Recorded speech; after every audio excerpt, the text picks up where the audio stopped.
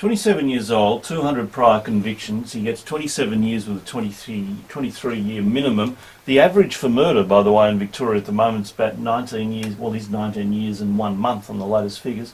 In the studio with me, the newly appointed Victims of Crime Commissioner, Greg Davies. Good morning. Good morning, Neil. Well, you've listened to the interview with Bridget O'Toole. What's your reaction?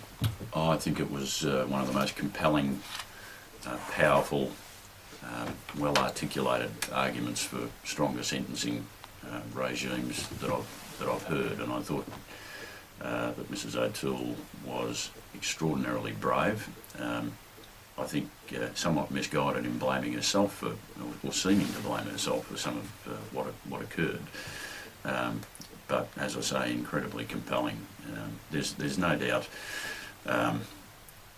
20 years or slightly less than 20 years, as you've said, the average sentence for murder is now.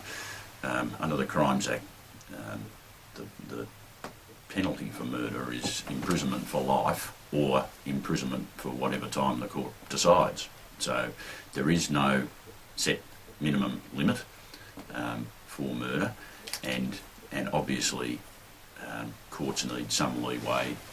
Somebody might assist a partner with a terrible illness to end their life and be charged with murder.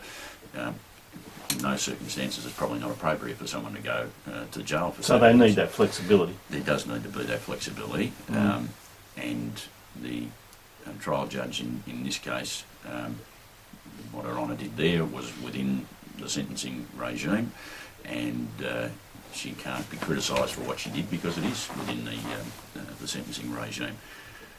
But how does someone at 27 years of age, who will be out of jail before he's 50, who has 200 prior convictions, how does he get 20 years for taking the life of a man who may have had 20, 25 years left of his life?